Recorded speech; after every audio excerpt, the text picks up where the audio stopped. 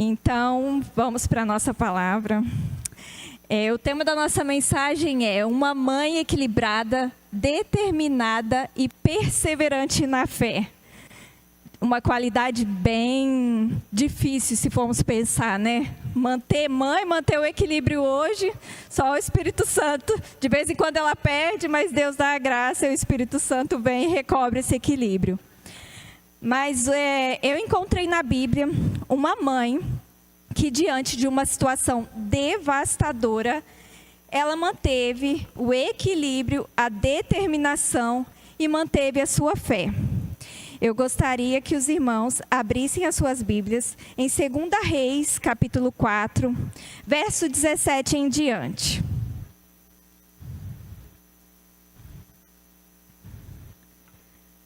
Amém? Então vamos lá. Misericórdia, pastor. Vamos lá, vou ler.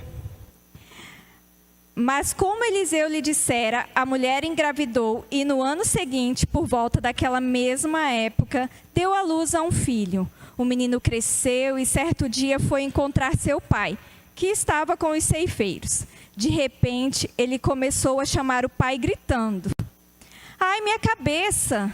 Ai, minha cabeça!" Então o pai disse ao servo: "Leve-o para a mãe dele."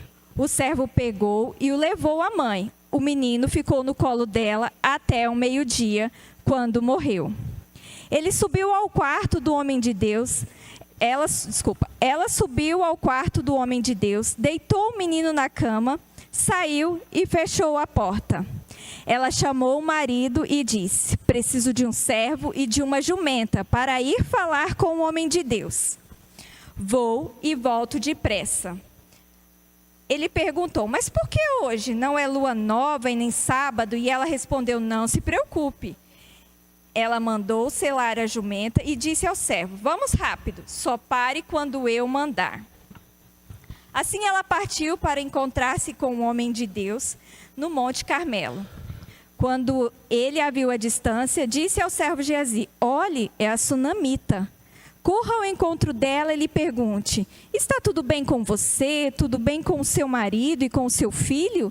E ela respondeu a Geazi: "Está tudo bem." Ao encontrar o homem de Deus no Monte Carmelo, ela abraçou seus pés e Geazi veio para afastá-la. Mas o homem de Deus lhe disse: "Deixe-a em paz. Ela está muito angustiada, mas o Senhor nada me revelou e escondeu de mim a razão da sua angústia." E disse à mulher: "Acaso eu te pedi um filho, meu senhor? Não te disse para não me dar falsas esperanças?" Então Eliseu disse a Geazi: "Põe a capa dentro do cinto, pegue o meu cajado e corra. Se você encontrar alguém, não o cumprimente. E se alguém o cumprimentar, não responda. Quando chegar lá, ponha o cajado sobre o rosto do menino." Mas a mãe do menino disse: "Juro pelo nome do Senhor e por tua vida, se ficares, não irei." Então ele foi com ela. No verso 32 diz assim: Quando Eliseu chegou à casa, encontrou o menino morto deitado em sua cama. Então entrou sozinho no quarto e fechou a porta e orou ao Senhor. No verso 36 diz assim: Eliseu chamou Geazi e disse: "Chame a mãe do menino." Quando ela entrou, ele disse: "Aqui está o teu filho." Feche os olhos no seu lugar mesmo, vamos orar ao Senhor. Senhor, obrigada por nos trazer até aqui hoje. Sabemos que a tua palavra, Senhor, é viva e eficaz. Abre os nossos corações, nosso entendimento, para o Senhor falar aquilo que o Senhor deseja ao coração de cada um. É assim que nós oramos e te agradecemos. Amém. O texto é um pouco longo, mas a história eu precisava ler. A Bíblia não revela o nome dessa mulher, apenas a trata como a sunamita. Era uma mulher muito rica, porém ela era extremamente sedenta em buscar e conhecer mais o Senhor. Ela logo percebeu que todas as vezes que o profeta passava pela cidade de Sunem, que ele era um homem de Deus. Então ela convenceu o marido a construir um quarto na casa dela, para que todas as vezes que o profeta passasse pela cidade, ele tivesse um lugar de repouso, de descanso. Então, todas as vezes que o profeta Eliseu passava por ali, ele ficava na casa da sunamita. E ela queria desfrutar da presença, conhecer mais o Senhor, queria estar perto. E o profeta se sentiu muito agraciado por tudo aquilo que ela fazia. Ela tinha um coração muito de serva, então ele queria abençoar ela de alguma forma. Então ele perguntou ao servo Geazi o que faltava para a sunamita. Aí o servo disse: olha, ela não é mãe e o marido dela já é de idade. Então o profeta pediu para que chamasse ela. E ali naquele momento ele orou e disse que na mesma época, no próximo ano, ela estaria com seus filhos nos braços. Então eu queria enaltecer a generosidade daquela mulher. Ela era muito rica e ela quis de uma forma abençoar aquele homem de Deus, convencer o marido de construir aquele quarto para ele ali. Então ela era muito sedenta por buscar ao Senhor. E ela já tinha um coração de mãe, mesmo não sendo mãe. Porque eu falo assim, que mãe tem um coração muito generoso, né? Mãe, ela ama de forma incondicional. Mãe, ela serve sem pedir nada em troca. Mãe se doa, mãe é de um coração assim, extremamente generoso. Somos mães assim, e Deus já estava preparando a sunamita, já tinha um coração de mãe dentro dela, porque a generosidade e o servir dela era muito parecido com o de mãe.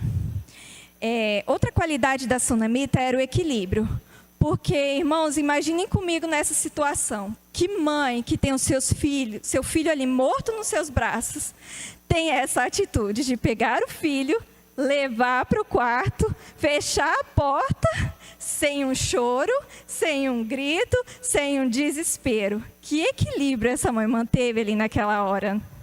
Então, assim, ela era extremamente posicionada no que ela queria. A sua atitude foi sábia.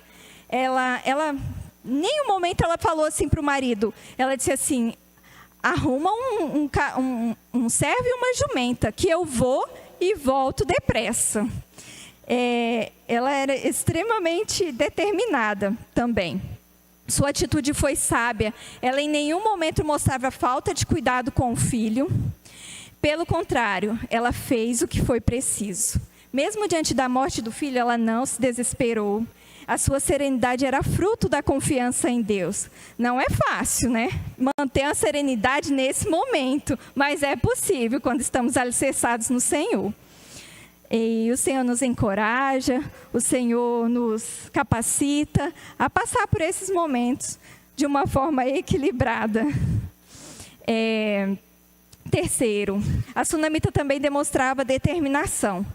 Ela disse assim para o marido: eu vou e volto depressa. Como alguém que diz assim: eu vou e volto com o meu milagre. Eu vou rápido e volto. E é nesse nível de fé que nós precisamos chegar. É com a autoridade de mãe que nós devemos dizer: eu vou e volto com o meu milagre. Porque eu digo que oração de mãe tem poder. Oração de mãe faz milagres. Nós estamos diante de uma mulher que tinha tanta fé no sobrenatural, no sobrenatural de Deus, que ela sabia somente que o Senhor era capaz de fazer aquele milagre ali, de trazer o filho dela de volta. Porque uma mãe, irmãos, quando é posicionada em fé, o inferno se recua. Oração de mãe, eu digo, ore pelo seu filho. Oração de mãe tem poder. A mulher de Sunem nos ensina que os milagres não são acidentes, mas resposta de fé e caráter. Sua generosidade abriu portas, sua fé sustentou o impossível e a gratidão glorificou o nome de Deus.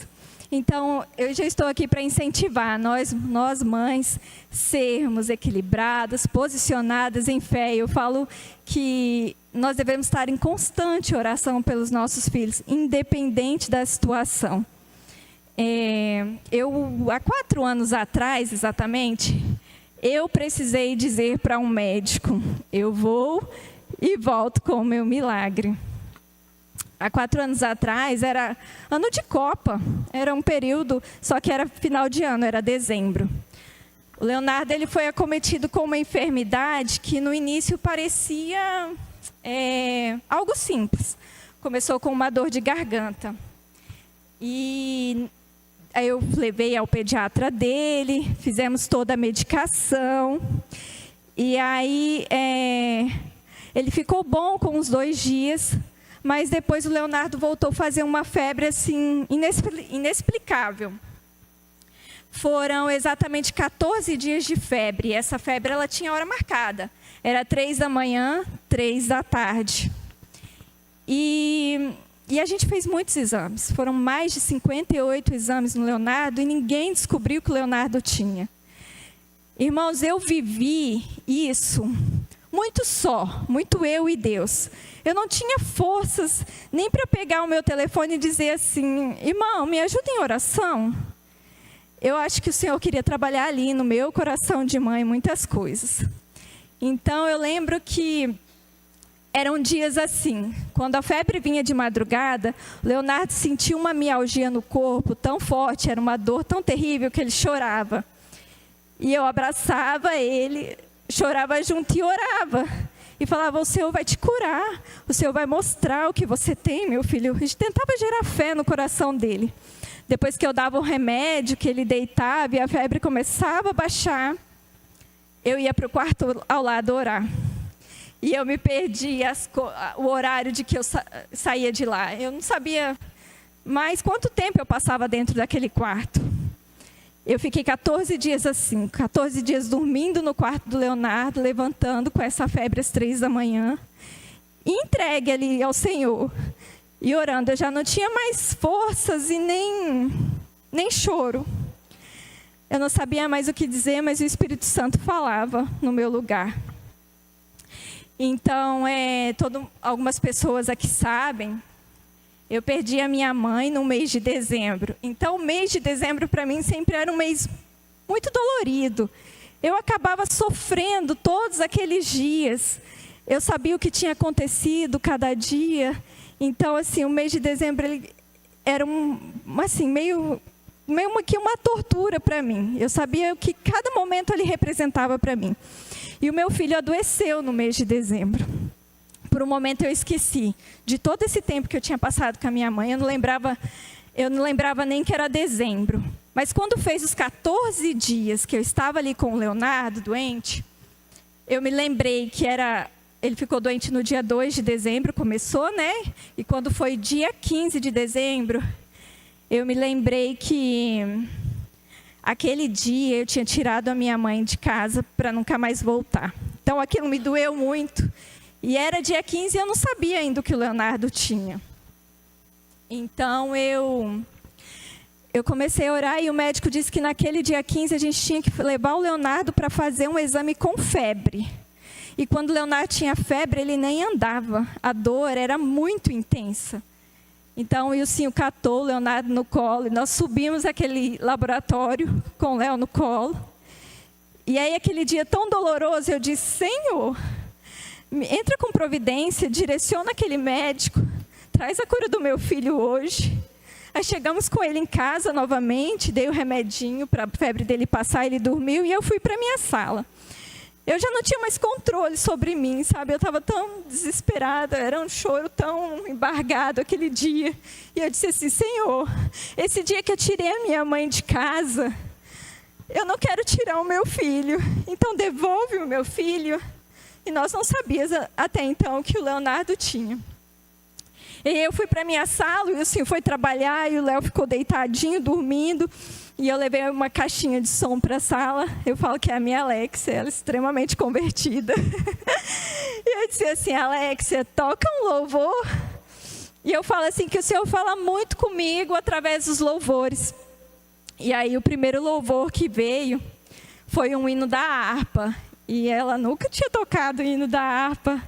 Mas naquele momento que aquele louvor tocou, eu senti que o Senhor falou extremamente ao meu coração. Vou tentar cantar um trechinho aqui. O louvor era assim: porque te abates, ó minha alma, e te comoves, perdendo a calma. Não tenhas medo, quem desespera, porque bem cedo Jesus virá. E o Senhor veio. Ele veio naquele dia, às 6 horas da tarde. O médico me ligou e disse assim: Natália, você vai ao hospital fazer uma medicação, era uma injeção, e pega um remedinho na farmácia. E aí tudo certo. Eu fiz a medicação no hospital, voltei com o Léo para casa, tomando a medicação, e o Léo foi só melhorando. E eu tomei posse do meu milagre naquele dia. No outro dia, o doutor me chamou lá no consultório e disse assim: Natália, nós temos a suspeita já do que o Léo tem. Daí eu disse: ai, doutor, meu filho já foi curado, em nome de Jesus. Eu repetia tanto isso para ele, que eu acho que ele ficava assim, né? Ele disse: meu filho já foi curado, meu filho não tem nada. Aí ele disse assim: Natália, nós temos a suspeita de febre reumática. A gente precisa fazer um ecocardiograma nele e ele precisa de uma reumatologista pediatra. Aí eu falei assim: tudo bem, doutor, nós vamos. Ele falou assim: ó, aqui em Cacoal não tem, eu vou te dar um telefone de uma médica muito boa lá em São Paulo, você entra em contato com ela, ela vai te atender, vê se ela te atende de forma online, eu vou ser os olhos dela aqui e a gente vai tentando fazer se fecha esse diagnóstico. Meu coração muito tranquilo, eu procurei a médica, ela aceitou. Mas de imediato eu disse assim: Senhor, me dê um médico, mas me dê um médico que vai me dar um atestado de que meu filho não tenha isso. Aquilo era muito convicto ao meu coração, por mais que o inimigo usou de diversas vezes tentar me confundir. E aí então essa médica começou a me atender. Como começou em dezembro, ela me atendeu em janeiro de 2023. E quando ela ouviu todo o relato de tudo que tinha acontecido, ela já disse de cara para mim que ele não tinha. Eu amém, tomo posse. E aí ela começou a fazer o desmame do remédio que ele estava tomando. Quando foi para o finalzinho, ele já começou a fazer febre de novo. E aí aquilo em mim foi reacendendo aquele coração de mãe assim: meu Deus, Senhor, não pode, não vai ser isso em nome de Jesus. Mas meu coração assim ficou tão angustiado. Por algumas vezes eu chamava a minha avó Coleta lá em casa, ela ia orar comigo. E a gente determinava para que o Senhor tirasse esse medo do meu coração e que nós tomássemos posse da bênção que foi liberado lá em 15 de dezembro. E aí eu levei o Léo para fazer um outro eco, porque fez febre, o doutor mandou eu para de Paraná para fazer outro eco, e aí a gente foi lá, fez. Eu expliquei para o médico o que tinha acontecido, ele me deu o resultado, eu fechei. Então eu voltei de Paraná tranquila, vi que tinha dado um resultadozinho mínimo lá, né, no exame, mas não me confundiu. E aí eu esperei o retorno com o doutor aqui. E aí antes do retorno ele me ligou. Ele disse assim: Natália, você já mostrou o resultado do exame para a doutora lá em São Paulo? Eu disse: não, eu estava esperando o retorno.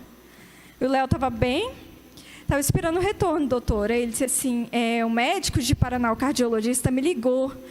E eu preciso que você mostre com urgência. Eu falei: Senhor, lá vem, de novo. O inimigo tentando me confundir. E aí eu mostrei para a doutora. E aquele dia que eu mostrei foi muito difícil.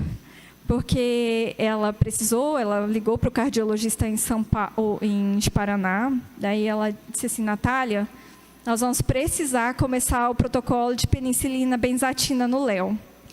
E o Léo do lado, ouvindo, né? E eu tenho alguém estudante aqui de medicina, se eu estiver dizendo alguma coisa errada, mas eu estudei muito sobre isso.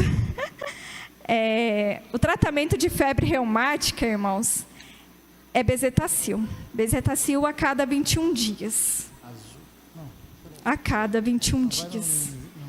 E aí, quando a doutora falou para mim que ela ia ter que iniciar o protocolo, porque ela preferia pecar por zelo, excesso de zelo, do que não fazer, porque a bactéria que causa a febre reumática, ela é extremamente ativa aqui na nossa região. E aí, é assim, a febre reumática, o Léo tinha 9 anos. Se não tiver nenhum comprometimento cardíaco, a bezetacil ela vai até os 21 anos. Se tiver comprometimento cardíaco, é para o resto da vida. E aquilo, meu coração doeu, né? Porque eu disse, meu Deus, uma bezetacil a cada 21 dias, a gente sabe o quanto é dolorosa. Eu falei, meu filho não vai sentar mais. Eu disse, que dor. Meu coração de mãe rasgou aquele dia. Era dia de aprisco, eu não consegui ir, o Léo foi sozinho com o Wilson, ele foi triste, abalado, e eu falei, eu preciso conversar com o Senhor. E aquele dia eu fiquei, não sei, eu sei que era 2 da manhã, eu estava ainda no quartinho orando. Não era eu que falava, eu não lembro das palavras, era o Espírito Santo que falava, e eu disse, Senhor, eu não aceito. Eu recebi a cura do meu filho lá em dezembro, eu não tenho por que duvidar disso. E o Senhor vai arrumar um jeito para que isso me abra um caminho, uma luz. Eu não aceito isso. O Léo não tem isso. E aí, no outro dia cedo, eu acordei e veio ao meu coração assim, falar com a médica de novo. Eu falei assim, doutora, eu quero um exame de novo. Eu faço em qualquer lugar que a senhora me mandar. Algum médico de confiança da senhora, ela lá em São Paulo.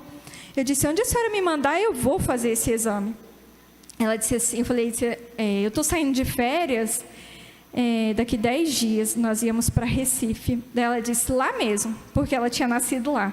Lá ela tinha uma médica de confiança e um instituto do coração lá que ela confiava. Ela me deu o nome da médica, o local para eu fazer, e eu disse, eu vou. Virei para o pediatra dele aqui e falei assim, eu vou e volto com o meu milagre, em nome de Jesus. Chegamos lá, numa segunda-feira, fizemos o exame, e a doutora confirmou que o Léo não tinha nada daquilo que o cardiologista daqui tinha dito. Eu peguei, irmãos, fechei aquele exame e falei, vamos curtir as nossas férias. Acho que foi a melhor férias da minha vida. Tinha sabor de mel, tem aquele louvor, tem sabor de mel. A minha vitória aquele dia tinha sabor de mel. Eu ia voltar com aquele exame. Quando eu cheguei aqui com aquele exame, o pediatra dele não acreditou. Por quê? Porque da forma que nós vimos o Leonardo aqui, até era realmente um milagre, porque tinha todas as características para ser, não tinha como dizer que não era. Então, eu falei assim, doutor, o senhor acredita em milagre? Eu acredito, mas a gente tem que provar para a medicina, né, que é um verdadeiro milagre. E aí, eu continuei tratando o Leonardo por 1 ano com a doutora lá em São Paulo, e ela fazendo os exames e monitorando, e ela sempre dizendo que o Léo não tinha isso. Era a médica que eu pedi para o Senhor que ia me dar o diagnóstico contrário. E aí, em janeiro de 2024, quando essa luta terminou, eu cheguei para o doutor aqui, pediatra dele, e falei assim, doutor, agora eu vou buscar minha alta médica. Eu vou com o Léo em São Paulo e eu vou voltar com a minha alta médica. Então, nós fomos. Em janeiro de 2024, o Léo passou no Instituto do Coração lá em São Paulo, no HCOR, nós fizemos vários exames, e as cardiologistas de lá disseram que o Léo não tinha um coração reumático. Para a honra e glória do Senhor.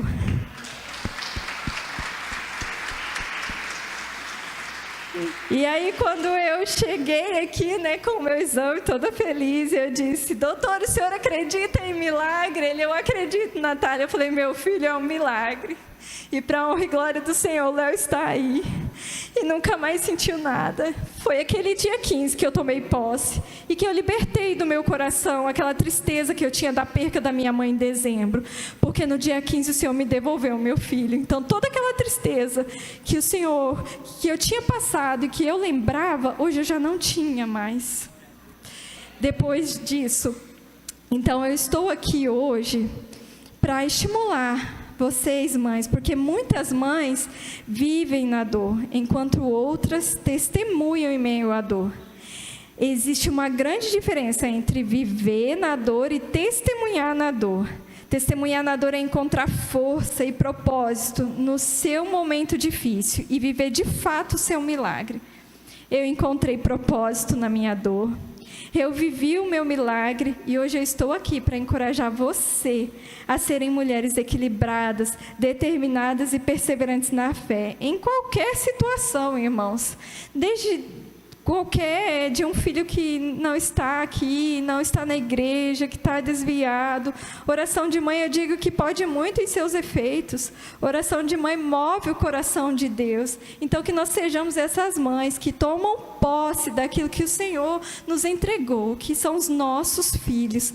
Que nós não deixemos de orar e nem de agradecer. Eu falo assim, eu pego, entro com o Léo no carro, passo em frente à faculdade e falo, Senhor, Léo, mas já está abençoando sua faculdade. Deixo o Léo na escola, eu já abençoo o Léo, o dia dele. Senhor, livramente, não deixa nada corromper. Então, assim, hoje, a minha palavra é isso, é estimular vocês a serem mães confiantes, determinadas, nunca deixar de orar pelos seus filhos, porque nenhuma oração de uma mãe em lágrimas, porque nenhuma oração de mãe em lágrimas cai no chão sem que Deus a recolha.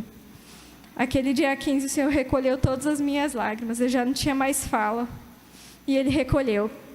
Oração de mãe alcança o coração de Deus.